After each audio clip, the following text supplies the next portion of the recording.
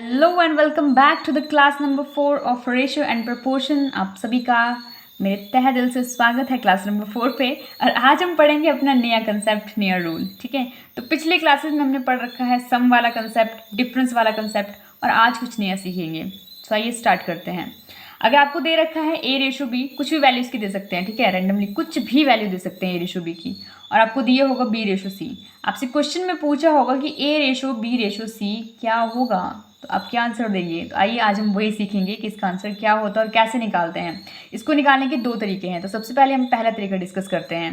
Okay, तो मान लिया ए रेशो बी, अपनी मर्जी से मान लेते हैं, मैंने मान लिया इसको 5:7। ठीक है, इसकी वैल्यू 5:7, और बी रेशो सी की मैंने मान लिया 3:2। ठीक है, अब आपसे पूछा है ए रेशो बी रेशो सी क्या होगा। तो सबसे पहले डिस्कस करते हैं अपना वे नंबर 1, इसको सॉल्व करने का पहला तरीका। दो तरीके हैं, आपको जो भी इजी लगे आप उसको इम्प्लीमेंट कर सकते हैं। पहला तरीका सीखते हैं। जब भी ऐसा आए, आपको सबसे पहले ध्यान देना है कि यहाँ पे देखो b यहाँ पे भी है और b यहाँ पे भी है। ओके, सेम वे b, ये वाली वैल्यू b है, और ये तो पता ना कि a रेशो b तो पहली वैल्यू a की होती है और दूसरी वैल्यू b की होती है। सेम हेयर, पहली वैल्यू b की, दूसरी वैल्यू c की।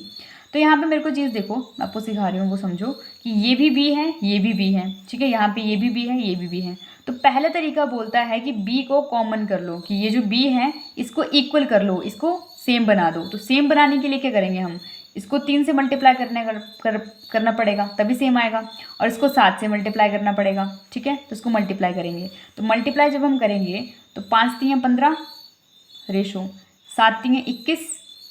ओके, और सेम वे इस पूरे को 7 से मल्टीप्लाई करेंगे तो 7 3 21 और 7 दूने 14। तो ये किसकी वैल्यू है, ये वैल्यू है ए रेशो बी की, और ये किसकी है, ये बी रेशो सी की। तो ये जो हमारा बी था अब ये इक्वल आ चुका है। ठीक है, तो यहाँ से अब आप डायरेक्टली लिख सकते हैं ए रेशो बी रेशो सी। तो ए की वैल्यू 15, ठीक है, बी की वैल्यू 21 और सी की वैल्यू 14। तो इस तरीके से निकालते हैं हम ए रेशो बी रेशो सी। ये हमारा पहला तरीका था, जिसमें हम क्या करते हैं, जो बी है उसको सेम करते हैं। ठीक है, जो कॉमन टर्म है उसको इक्वल करते हैं। ये हमारा पहला तरीका है। Got it. अब मूव करते हैं अपने सेकंड तरीके पे, लेकिन उससे पहले मैं चाहती हूँ कि आप इस पे एक क्वेश्चन और एग्जाम्पल्स को सॉल्व करके देखते हैं। तो पहले हम एक एग्जाम्पल सॉल्व कर लेते हैं।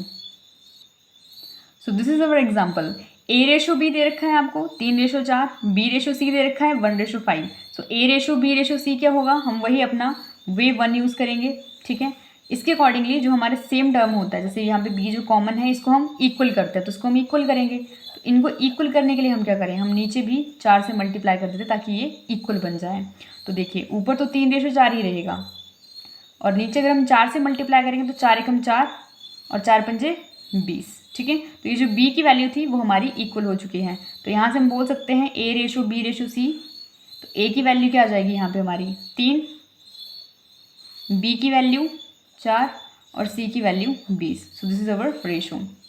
ठीक है, तो आपको क्या करना है, इसी बेस्ड के क्वेश्चंस आपको गूगल पे मिल जाएंगे, स्मार्ट किड एक वेबसाइट है वहाँ पे मिल जाएंगे। तो बहुत सारे प्रैक्टिस करना है इसके ऊपर। ठीक है, मेरी जो वीडियो होती है वो मिनिमम 3 मिनट की ही होती है।